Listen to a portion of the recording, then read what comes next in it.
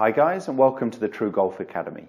You've joined me, Jon Watts, today in my swing studio again at Drayton Park Golf Club. Today what I want to go through is the correct footwork, especially of the trail foot on the downswing through impact. I see a lot of issues here, and I've got a really simple exercise and drill that you can, with a little bit of practice, take to the course pretty much straight away. So let's get cracking. Let's go into some of the faults I see with the footwork. And as I said, what I'm going to concentrate on really is this trail foot. So for me, my right foot. What we want to see as we start the downswing here is actually the right foot to stay down a little longer in that transition from backswing to starter downswing. What we see with a lot of golfers early on is that foot coming up too early. So we want to see this right foot stay down longer.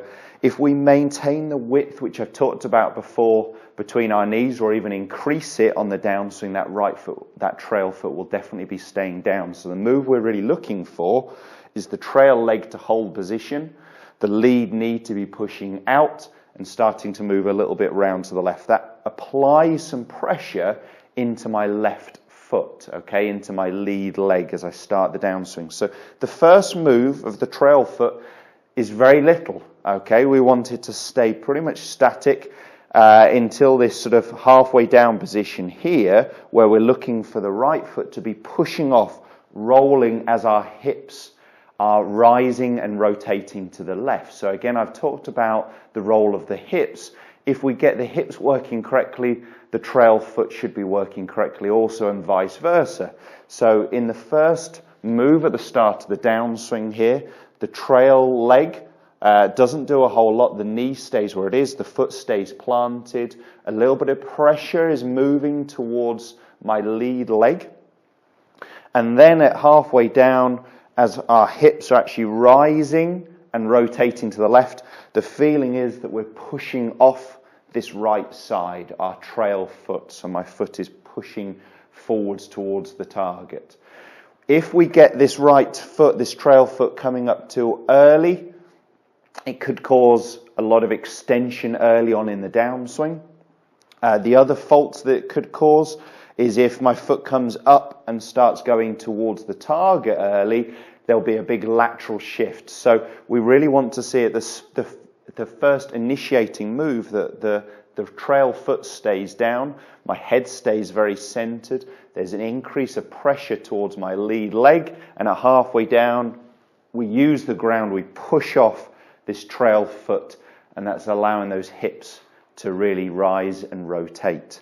So what I've got for you as an exercise is I just want you to use a rubber tee peg from the driving range, or anything else you can get your hands on that's going to be similar to this. What we want to do is put it, in fact I'll just move so I'm a little bit more face on. So I've just put the tee peg near my trail heel here, okay? So what I want to do in the golf swing is not disturb it as I push off the floor that way. If we get this right foot, this trail foot coming up early, we may not worry it too much there, but what I tend to see with the golfer is that movement, that trail foot is actually spinning backwards and the pressure going back rather than pushing towards the target. So we don't want to knock the tee peg over with that trail foot going backwards. You can see there me leaning backwards all the time. So we really want to get that feeling of not disturbing the tee peg and then pushing off the floor. We could also use just quite a simple clicker or door wedge to work a little bit on the right foot. So I've just got a clicker here that goes under that trail heel. Again, if I got that right foot coming up too early, I'd get the click way before impact. So the idea with this one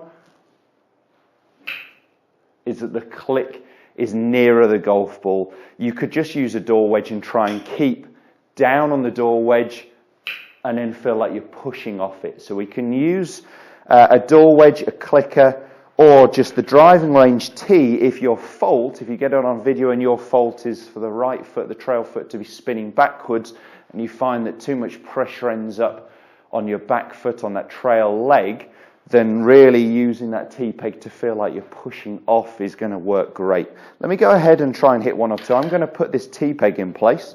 So I'm going to set up to the ball. Click so you can see the ball flight.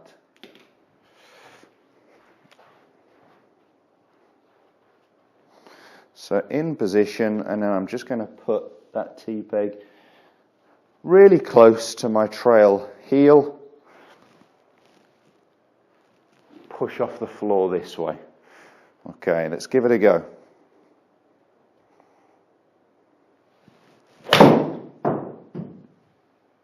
Oh, didn't measure it. Let's try that again. So really close to my trail hit. That was a shame. That felt great. So hopefully you could see that in the swing, but that felt really, really good.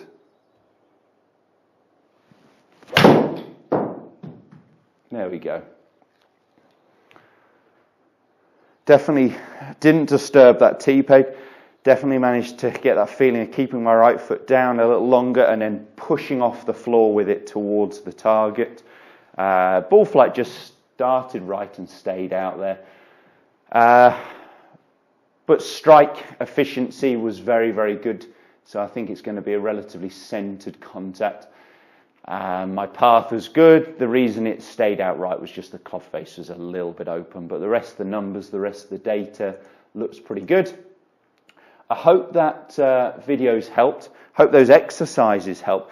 Give them a go. Just a simple door wedge or a clicker under the right heel to try and get that click or that release off the door wedge near impact, and that T-peg behind your heel to make sure you're not spinning backwards, which is another fault I see a lot with that trail foot. Give it a go. Let me know how you get on. Do post some comments and questions below. Love to get your feedback, any videos you'd like to see. All other content coming Monday, Wednesday and Friday at 5:30. See you next time.